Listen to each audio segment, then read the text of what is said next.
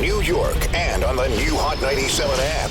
Ebro in the morning on Hot 97. Ebro in the morning, beautiful Laura Stiles, Rosenberg, and Republican candidate for governor in the state of New York, Marc Molinaro on the program. Yeah. How are you, sir? I'm good, thanks. Glad to be here. Well, look, man, the last time I heard of you was you arguing with Cuomo at the debate. Yeah, if you can call it. It wasn't a debate. It was an argument. It was an argument, an hour-long tirade. I listened to the governor yell at me for an hour.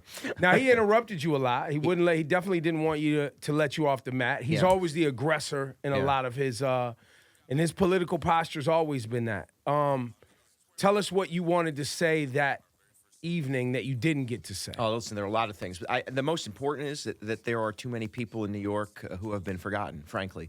The state government, and even in some ways the city government, continues to do the same old things.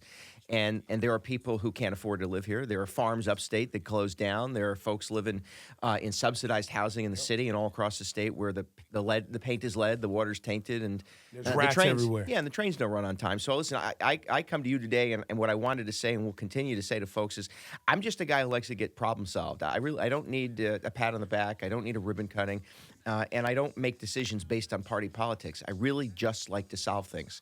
And what I see time and time again in this state is that decisions get made without concern for average people, and so many New Yorkers are on the outside of the gates looking in, and the system just seems to be rigged against them, and it is. And so somebody like me comes up, having grown up on food stamps. I can tell you, it's an honor to be a candidate for governor of the state of New York. I mean, it's a dream that everybody should be able to live out. But the system is rigged against ordinary people, and the governor doesn't seem to care. We had Cynthia Nixon here. Yeah. And she had some, obviously, politicians come here all the time and say great things, right? And they wouldn't do their job if they didn't say great things. Well, and they have great plans, and they have all this stuff that we all want to hear. When Cynthia Nixon was here, I said, I don't know how you're actually going to get the things done that you're saying you want to get done, because I think New York State's full of shit. Yeah. I think it's disguised as a liberal, progressive thing, but it's really controlled by big business, corporations, and we have one of the most segregated public school systems in the country in New York City. We have a terrible transit system. We have, it's corruption. We got it all. Yeah. It all happens. And meanwhile, we parade around like we're this progressive, problem-solving, great state. And there are great things. Yeah. But like we say a lot on the program, Rosenberg, myself, and Laura, we oftentimes like to lean on all of our great things about our country, our state, or our city, but that doesn't help us make progress. Because to make progress, you have to deal with the problems. Nobody wants to talk about the problems. Cuomo, he won't call the show. We had him on the phone, one time in the last 5 years? Yeah. Once in the last 5. I think he's a Republican disguised as a Democrat. Honestly. There are people who think I'm a Democrat disguised as a Republican. And I was going to say the same thing. Listening to you speak, you don't sound like how are a Republican. You? Tell us why you're a Republican. What makes you a Republican? I'll tell you this right now. My parents divorced when I was young. I still remember my parents arguing when I remember the bunk bed I was in. My dad walked out. My mom struggled hard, and I can tell you that I was forced to grow up fast. I mean, really, I was the one taking the calls when the electric company was checking in. The house was being foreclosed upon. I remember these things vividly. So then fast forward, and I'm waiting in line at a social services department, actually the county that I now run, right? And I remember the woman there probably had a bad day and made my mom feel small. My mom waited in line for social services, for food stamps. And I remember her feeling demoralized, dehumanized, and I know my mom struggled with depression. And I saw at that second as a kid what government could do if it had power and misused that power. So I fast forward to run for office as an 18-year-old in my hometown, 1,300 people in Tivoli, New York. We're not all related, but we're close. And I ran for office as an 18-year-old because I thought government wasn't working. But I also know that government, if it's too big, if it's too bloated, if it's too intrusive, can be really damning, can be really powerful, and can really hurt people. And so what I see now, so as I joined the Republican Party as a young person because I believed that limited, effective, active government can help people solve problems. And I'll just tell you this, I want the problem solved, But if we're relying on other people to solve them for us, it's not going to happen. That's right. If you're expecting that somehow magically this bloated government's going to fix our problems, it's not. We have to fix those problems. So I come from the perspective that, my party 25 years ago when I started believed that by empowering and supporting people, even in their toughest of days, that people coming together, working together, solve problems. That's why I am. Now, listen, I've been a Republican, and just so you know, I've been an elected official long before Donald Trump, long before Andrew Cuomo has been in office. I know exactly who I am, and I've never forgotten where I started. Is Trump embarrassing you? His behavior is really uncomfortable to me, and I say it. But I also say this to you. The governor acts in a way that if his last name were Trump, I think we'd probably be picking at him a little bit differently. Cuomo can be very embarrassing. And what I say to you is that listen, we spend a lot of time blaming other people for their behavior. I take responsibility for my behavior, and I think we ought to really focus on that. I really do. I think we spend far too much time pointing fingers instead of looking in the mirror. And so, from my perspective, I just try to be a good example. When I was sitting in that debate, and the governor was angry, and he just kept talking, and he just kept talking. I don't think he said anything. Why do you think he's angry? He's working on his third term. He's leading in the polls. He feels What's he's he mad entitled about? to the job. He feels he's entitled. Listen, I even said it then. I wasn't born on third base, and he said, "Well, never was I." Well, listen, I was never in a school where I got to say my dad was governor. That's right. Pay attention to me. I never once said, "Do you know who I am?" Mm-hmm. I would bet you $100 that the governor has said, "Do you know who I am?" as a kid. Do you know who my father is? I never got to say that. I think this man thinks he's entitled to the job, and how dare us? How dare Cynthia Nixon challenge him? You remember? How dare this little kid? How dare we support Cynthia Nixon on this program? That's probably why he's never called up here. Right. I think Or doesn't feel like it's so entitled he doesn't even feel like he has to. Yeah, I that's my feeling. I feel, and to your point, yeah, Albany and state government is all about who you know and how deep your pockets are, and it sucks, and it's not good, and it's damning to ordinary people. So I might come at it as a more conservative guy. It's just because I don't think government's the solution to all of our problems. I think it's a mechanism to help solve our problems. But I can tell you, I feel the same thing. I've always felt like, especially in a room with wealthy people, that I'm just a poor Italian kid who grew up on food stamps. And you know what? If that motivates me to tear down the wall, to be a stronger voice, to fight for people who don't have opportunity, then I'll do it. We may not always agree, but I can promise you this: I'd be here to have the conversation. What are some of the things that you're really passionate about changing if you were to win? Well, I mean, listen, I think for a New York City audience, to me, it is housing, education, and transportation. But I will tell you what I care deeply about is that this state and this country has dismantled mental health services. There are people living with severe mental illness. We treat them like they're either afterthoughts or somehow we don't break through the stigma associated with mental illness. And that means, by the way, that we have people in jails, we have people in psych centers, we have people on the streets who really just need help. My county, we've invested. In fact, I've been criticized for spending too much money on mental health services. The other area of interest to me, and I'm passionate about, is support for those with disabilities. One, because I have 3 children. I always like to say I have 3 children. I love all of them. My daughter was born with a developmental disability. I've seen what the system can do to make it difficult for her to access services. And I will tell you, by the way, I was disturbed by the president poking fun at that reporter during the campaign. Because he may have done it instinctively, I don't know. But I can tell you this: I remember as a kid, I wasn't always friendly with with another kid who may have a disability. I know that, and now I look at my daughter, and I pray to God that she has friends. I pray to God she has a community that supports her. So I've been very passionate about trying to break down barriers for those with disabilities. And I'll say this: homeless shelters in New York City, increased population like 70% in a decade. Overwhelmingly, people with mental illness and developmental disabilities. Try to get onto the subway platform if you're in a wheelchair. Try to get a job if you can't fill out an application because you have an injury. So all of that, to me, those things are very, very important to me. And I want this society to embrace what is the last almost acceptable prejudice, the quiet prejudice, a low expectation that certain people can't achieve certain things because what we think about them. We've got to break that down. And so mental illness, developmental disabilities, and focusing on those that really struggle hard. And it's probably because I lived it. You know what I mean? I think people who, and I just have, I have a microphone now, and I've had a microphone for 24 years. Been a village mayor, county legislator, state assemblyman, and now a county executive. And I'm going to use the microphone to speak up for the things that are important to me and the people I serve. I've watched you talk today. You've stayed away from when I said, "Are you embarrassed by Donald Trump?" You didn't say yes. You said, I'm embarrassed by my behavior. I mean, I just would tell you, I say this all the time, and I don't want to cut you off. I'll let you finish, but I don't have sharp elbows. If people are looking for somebody to come into office and start throwing punches, it's just not me. But don't confuse me being nice for me being weak. So I just say, listen, I don't like the behavior. It's not acceptable to me. It's not something I embrace.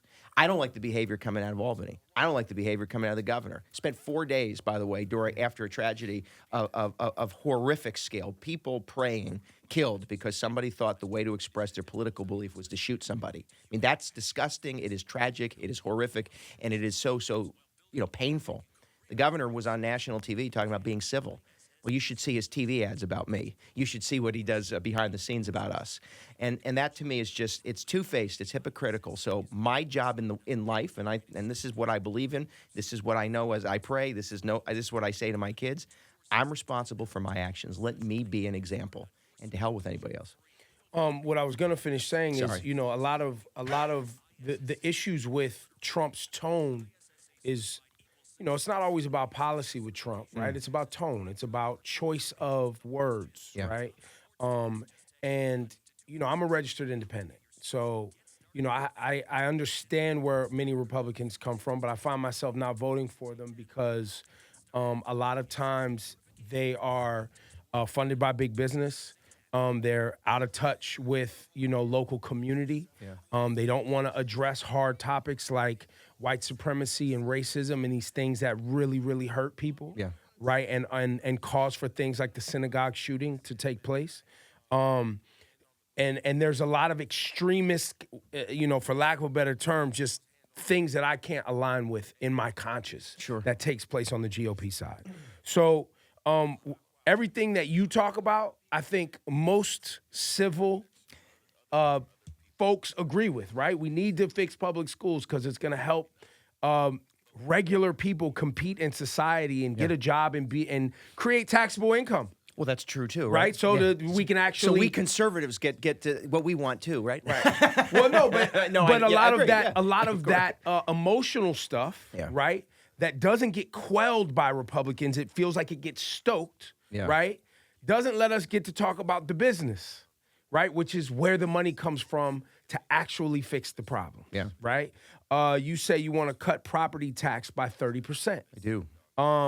So a lot of times property tax is what goes to funding, infrastructure improvements, which helps people get government contracts to create jobs for small business owners, helps go to public school systems. So when people hear you cutting taxes, where's the new money coming from? Where is the money coming from? When you're saving people that own property money, okay? Where's the money going to come from? I want to correct you that our plan, though, is also for people who rent. I mean, understand that we say cut the property tax and mandate that the savings that the landlord or property owner gets transferred to the renters as well. And there's a legal way to do that, and I recognize that.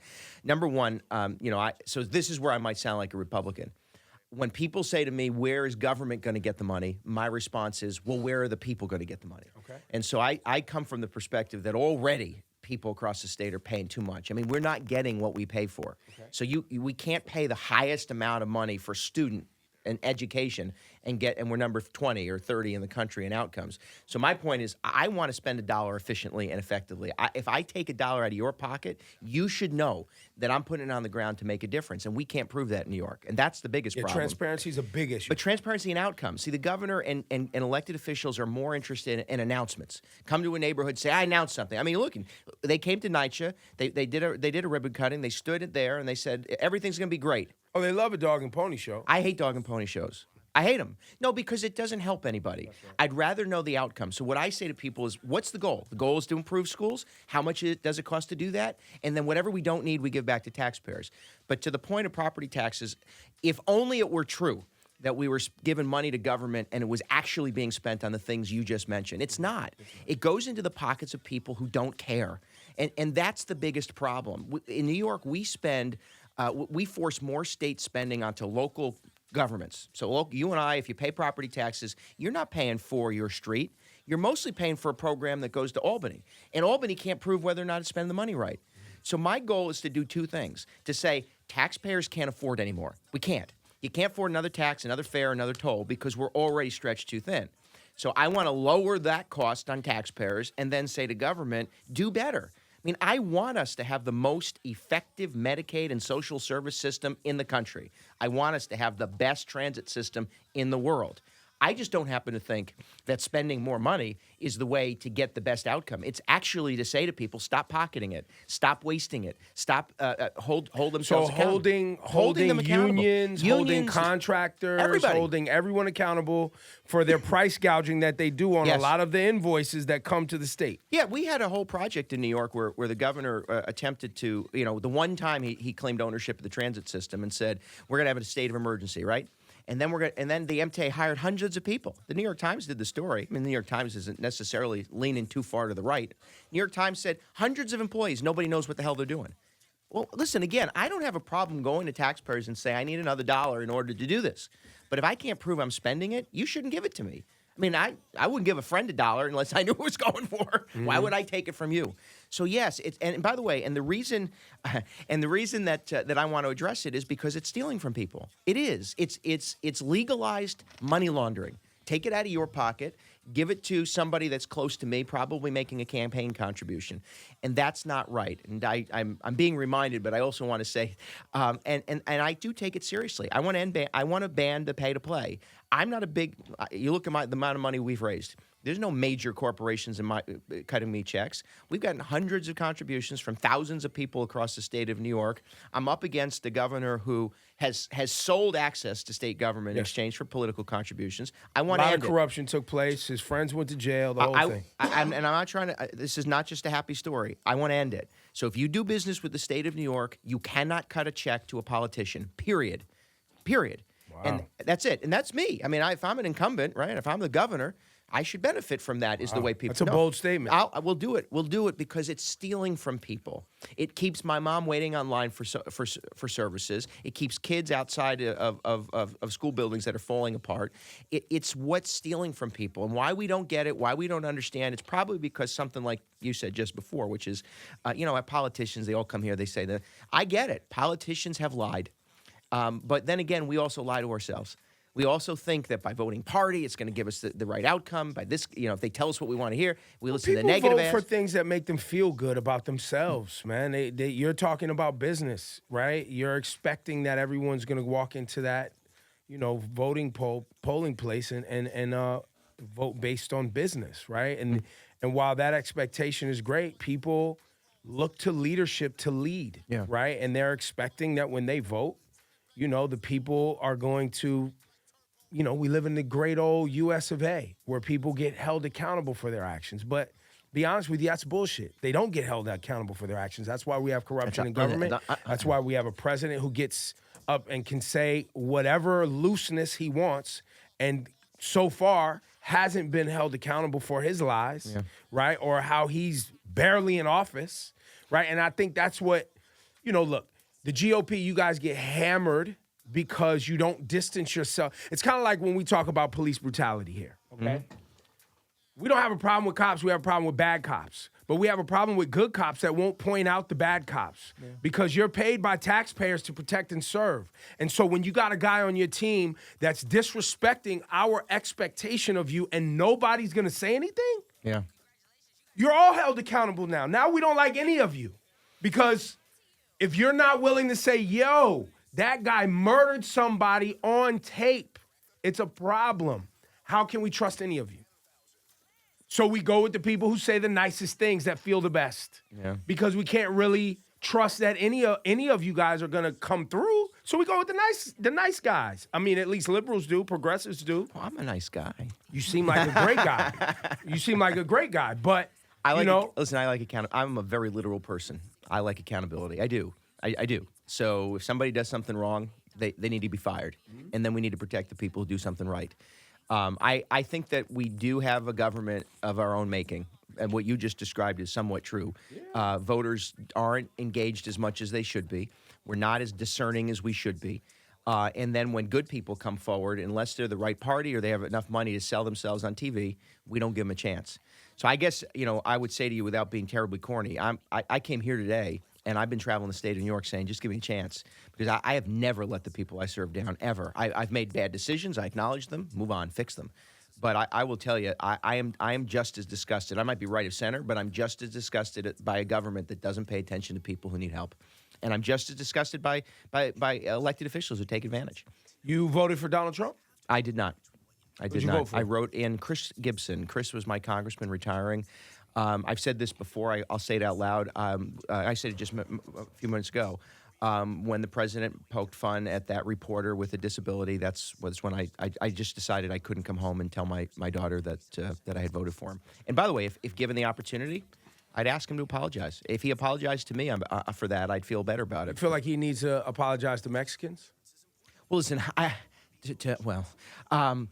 think we all should. I have no problem with him apologizing. I've none. I mean, but you're asking a guy who spent the last 70 years acting in a particular way to change the way in which he acts. And quite frankly, I don't expect him to change. I said apologize. Okay. Oh, apologize. Fine. Yeah. I apologize when I'm wrong.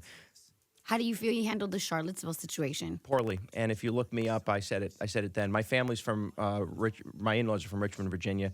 I was in Charlottesville the weekend a year and a half, or almost 2 years ago now, a year and a half ago. He was wrong, and I said so. He was wrong, and I said so. There are not two sides to evil. They're not two. There's one evil, one Fine good. people on both sides. I'm sorry. He said there are fine people on both sides, correct? Yes. Yeah. You can't equate. There's no moral equivalency to what happened. There isn't. And I said so. And by the way, elected officials should make that clear and say if you have a belief, you have every right to express it in this country without violence, without hatred. You have every right to do that. But you do not have the right to provoke or to incite violence. And if you do, you will be brought to justice. That's the answer. And so a life was lost, lives were damaged, and no, it was not right to assign equivalency. Marijuana. I said so then, and I believe it. Marijuana, hot topic. Yeah. Is marijuana legalization good for New York State? I'm not prepared to say yes. I support expansive legalization for medical purposes, and in whatever form a doctor and a patient feel it's necessary, I'm comfortable with. I have no objection. This state, by the way, we don't do that. We make it very, very difficult to access hard, it. yeah. I believe in essence, decriminalization. I don't believe anybody should be in jail, and in my county, we don't put you in jail. In fact, we have a very extensive alternative program to divert people from jail related to marijuana or anything related to marijuana. White kids love marijuana upstate. It's a big deal. Listen, Big deal. I'm going to say this out loud. White kids like heroin too. White kids like cocaine too. White kids, poor kids, rich kids, red kids, black kids, blue kids. I don't mean that in a racial sense. Yeah. I'm being just everybody is affected by addiction. And the more we own it, the more we acknowledge it, the more we address it as an illness, the better off we are. What I would offer to you is that I don't think we know the true impact of broad marijuana use, and I want to be certain we do. I want to know what the effect is on infants and toddlers. You're not opposed. You just want more info. I want more information. I want us to make the decision based on real science. Now, there are people, I go around all around the state. Do you believe in climate change? It's science. I understand the science. Prove to me the science that inhaling marijuana or secondhand smoke as a toddler, an infant, a juvenile, a pregnant woman, tell me that there's no major health risk, and I'm open to it. Oh, there's definitely health risks in toddlers and all that. It's just like alcohol. No, but that's the point. But the difference with alcohol, of course, is that while if you consume it extensively, you're likely to hurt somebody. Yeah. If you consume it responsibly, you're not likely to hurt somebody. And the concern I have is the same we have with cigarettes. And we spent decades. I wrote the law in New York, in Dutchess County, that became state law to ban secondhand smoke in indoor places, at restaurants, whatever. I wrote that law. That was based on science. Tell me that the science is safe, and I'm okay with it. But I don't think we're there yet. I don't, and I want to be certain we are. But there are those who deal with significant health issues that need access. The state doesn't provide that access. Do you like how the money looks, though? You like the tax dollars? No, you gotta I don't. like that. No, see, that's the difference. This is not a decision that should be made on taxes. Why should we say to people that, hey, listen, we want you out of jail, so we're going to pick your pocket? That's what we're saying. So anybody who says that this is good for revenue isn't making the decision for the right reason. It should be based on science and health. And then if you want to tax it, tax it. But if you're motivated, you're not. But if you're motivated by taxing it, you're probably not making the decision for the right reason. Confederate flags. Would you ban Confederate flags if you had the chance? I believe There's a lot of them fly upstate. No, I believe in the First Amendment. Listen, I think it's a disgusting, and it's not something I embrace. But you have the First Amendment right to express yourself as long as you don't do so in a way that incites hatred. So there's a difference between expressing yourself and inciting violence. And this country protects your right to express yourself. And by the way, I would say this, and I please don't misunderstand me. I'm not taking advantage of the opportunity. I have a biracial family. I have nieces and nephews that get taught how to deal with it. Police. I've never had to be taught how to, I mean, I have, right, as a white man, there are certain benefits that I get that I'll never understand otherwise, right? But I've got nieces and nephews who get taught as young kids how to interact with a police officer, how to interact with perhaps government officials that maybe I would never understand. They're from the South. I'll tell you that they're not as incited by the Confederate flag as others are. But that said, they're used to it. They live in the South. Well, They've accepted it. But except that what I would offer to you is that they also acknowledge that is a First Amendment right. And in this country, as long as you're not inciting violence, you're allowed to have even a position or opinion we don't like. Yeah, because you could fly a swastika in America, couldn't you? You could put a swastika on your home. I wouldn't recommend it, but I can't. It's not anything that I like. It's nothing that I embrace. But it's not against the law. It's not illegal because the Constitution says that you can express yourself and I mean, you've used language today that you wouldn't probably get away with using on some upscale way. I would. They wouldn't hire me. They wouldn't hire. But my point is that you have a right to. Right. And so it's not government's right to say what you should think. However, it is government's right to make sure that if you think it and express it and it incites violence, you will be brought to jail. That's the government's right. Yeah, I think we're living in a time though where that Confederate flag, just like the swastika is inciting. No, you're right. But again, the beauty of the Constitution is that we get to say to you that government won't tell you what to think. But please, you cannot incite anger and violence. You can't incite violence with that action. I mean, the First Amendment right is the same one that empowers the media to poke at elected officials. It's the same one that allows you to be on a microphone and say what you want to. Mm-hmm. It's something that needs to be treated very, very carefully. But again, it is a beautiful right that not many countries or individuals get. Do you support the current, Donald Trump's move against the 14th Amendment? No, gosh, no. No, birth citizenship is citizenship. That's the way the Constitution was interpreted. No. Absolutely not. No, the Constitution's pretty clear. Yeah. And how are you on immigration? What is your? I would say to you though, whether or not he said yesterday that I guess he said, yeah, I guess you'd have to go to Congress. I don't. The Constitution's clear, and I just want to be clear on that. I mean, and if you want to, by the way, if you want to confront issues like that, then you should present an amendment to the Constitution, and then let's debate it. That's the way it's supposed to work in this country. It's right and wrong, and it's following the rules. His name is Marc Molinaro. You guys got anything else? No, it's pretty thorough. good. You like it? Come on, we didn't have any fun questions. You want fun? Well, I don't do fun with politics. I don't mix fun and politics. Every now and then we did some fun stuff with de Blasio, but I think right now things are so tense and people are looking for some real... I know in my world, people are looking for real answers and real people that they feel like they can trust. I know there's a whole... I'm not big on picking teams. Like I said, there's Democrats I have problems with. There's Republicans I have problems with. But I feel like you're a straight shooter, man, and much success to you. Thanks. Up against the big name. Don't be Big fooled by name. Yeah, you're right. Don't be fooled by the name. Honestly, I'm always going to keep it. I'm going to keep it real with people. I'm 100% with folks. I'm going to be in the community making decisions together. I want. And you feel like big business won't corrupt you, huh? I've been doing this for 24 years. They won't try to out you on some joint you smoked in high school in the 10th grade, or I was an elected official at 18. Not only don't I have any skeletons, I don't even have a closet.